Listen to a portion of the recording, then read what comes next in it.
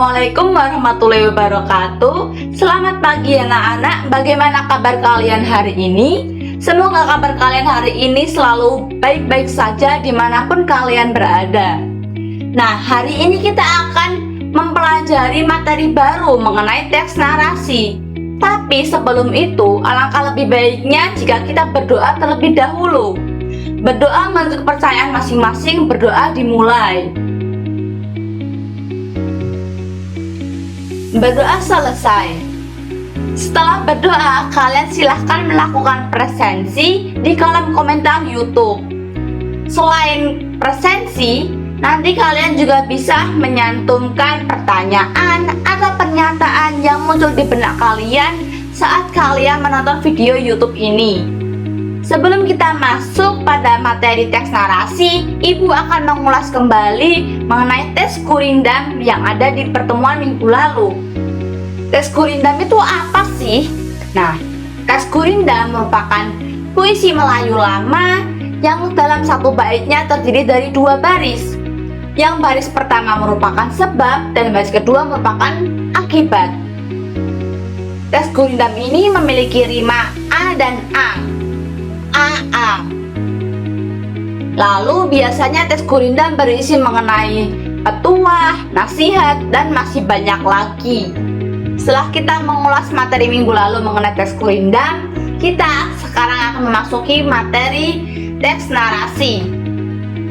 Tentunya kalian pernah mendengar atau membaca sebuah cerita yang di dalamnya memuat tokoh, alur, latar, dan lain sebagainya. Tahukah kamu bahwa teks narasi di dalamnya juga memuat alur, tokoh, peristiwa, dan latar tempat? Berdasarkan kenyataan dan hayalan, teks narasi dibagi menjadi dua, yaitu narasi imajinatif dan narasi faktual.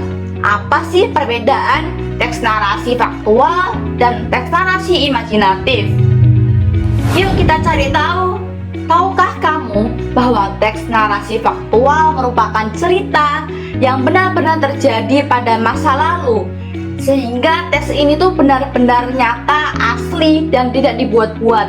Contoh dari teks narasi faktual yaitu teks cerita sejarah yang pada masa lampau ditulis oleh seorang sastrawan atau sejarawan.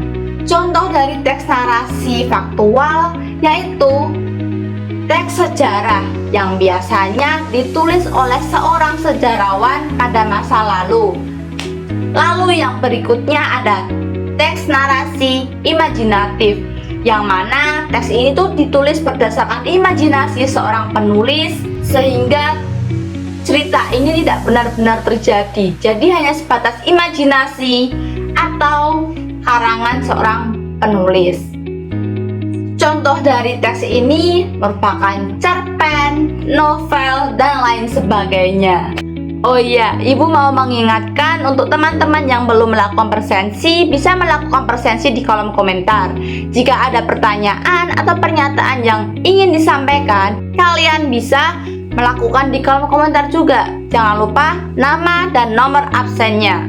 Kalian jangan sampai salah membedakan ya mengenai teks narasi faktual dan juga narasi imajinatif, karena kedua hal ini tuh sangat berbeda. Teks narasi faktual berdasarkan fakta, sedangkan teks narasi imajinatif berdasarkan imajinasi seorang penulis. Seperti itu. Jika ada pertanyaan, lagi-lagi kalian bisa langsung tanyakan di kolom komentar. Jangan sungkan, jangan malu, pokoknya langsung tanyakan saja. Lalu kita akan memasuki struktur teks narasi. Struktur teks narasi ada 4. Yang pertama ada orientasi, klimaks, resolusi, dan koda. Apa sih perbedaan 4 ini? Yuk kita cari tahu. Yang pertama merupakan orientasi. Orientasi merupakan pengenalan cerita yang mana di dalamnya memuat unsur-unsur pengenalan tokoh, latar tempat, dan juga latar waktu. Seperti contohnya waktu siang hari, pagi hari atau malam hari. Untuk latar tempat seperti di hutan, di sungai, atau di sawah. Yang kedua merupakan tahap klimaks. Klimaks merupakan tahap penggambaran yang mana menggambarkan awal mula sebuah konflik atau permasalahan muncul dalam sebuah cerita. Kemudian tokoh-tokoh di dalam cerita tersebut memberikan reaksi dari permasalahan tersebut. Dan terakhir, mengenai puncak masalah yang akan terjadi di dalam cerita tersebut terdapat pada klimaks. Yang ketiga ada resolusi. Resolusi merupakan tahap pemecahan masalah atau konflik yang ada dalam sebuah cerita hingga cerita tersebut berakhir atau selesai. Lalu yang keempat ada koda. Koda ini merupakan tahapan yang berisi mengenai nasihat, pesan moral, atau nilai-nilai yang terkandung di dalam sebuah cerita. Biasanya pada teks narasi akan mengandung sebuah amanat atau nilai-nilai yang dapat diambil di dalamnya. Ibu ulas kembali, ada 4 struktur teks narasi. Yang pertama ada orientasi, klimaks, resolusi, dan koda. Jangan sampai terbalik ya teman-teman, bahwa resolusi itu ada di bagian awal, klimaks merupakan bagian konflik muncul, resolusi merupakan pemecahan masalah, dan juga koda merupakan amanat-amanat yang terkandung dalam sebuah cerita. Ibu akan menampilkan video pendek yang bisa kalian simak untuk mengerjakan tugas yang akan datang. Ini adalah Ferry. Ia adalah anak yang selalu menganggap remeh akan sesuatu. Ia bercita-cita untuk menjadi seorang dokter, akan tetapi dia tidak peduli dengan pelajaran. Sampai suatu hari,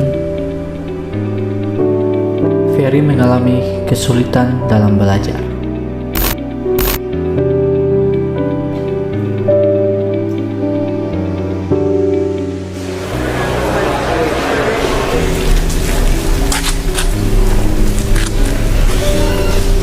Kamu kenapa, Fer? Aku bingung. Bingung kenapa? Buat apa kita belajar? Ya buat masa depan kita, biar bisa kerja, dapat uang serta membahagiakan orang tua kita. Emangnya kamu cita-citanya mau jadi apa, Fer? Aku ingin jadi dokter. Ya, kalau kamu menjadi dokter, kamu harus belajar lebih giat lagi. Jangan malas, karena menjadi dokter itu tanggung jawabnya adalah nyawa manusia. Oh, iya.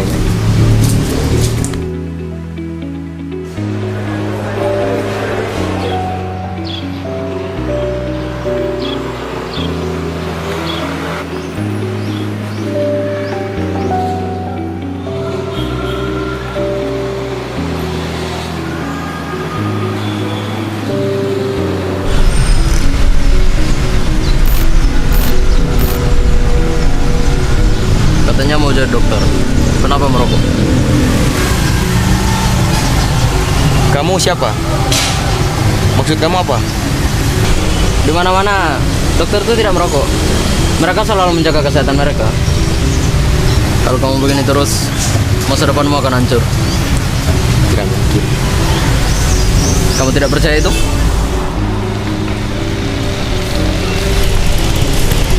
Ini, pegang tangan. Itu saat kamu mengikuti ujian kelulusan. Lihat.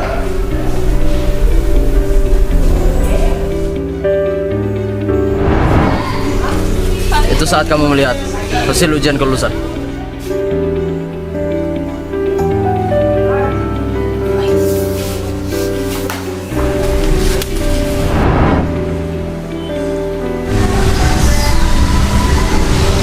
Sekarang kamu tahu kan, kalau sekecil apapun tidak boleh dianggap remeh. Kalian bisa melanjutkan menonton video itu sendiri. Lalu setelah selesai menonton video, kalian bisa membentuk kelompok. Dalam satu kelompok terdiri dari 5 orang, yang mana kalian bisa memilih sendiri kelompoknya. Lalu kalian akan ibu berikan tugas pertanyaan-pertanyaan terkait video tersebut yang ada di pertemuan minggu depan. Jadi buat kalian yang belum menonton video atau kelompok kalian yang belum menonton video, akan ibu berikan hukuman di kelas. Ingat ya, jangan sampai kalian belum menonton videonya. Baik, video pembelajaran hari ini ibu cukupkan. Terima kasih buat kalian sudah menyimak sampai akhir. Kalian bisa langsung untuk join classroomnya dan membentuk kelompok. Lalu simak video itu baik-baik. Kurang lebihnya mohon maaf. Wassalamualaikum warahmatullahi wabarakatuh. Tetap semangat dan jaga kesehatan.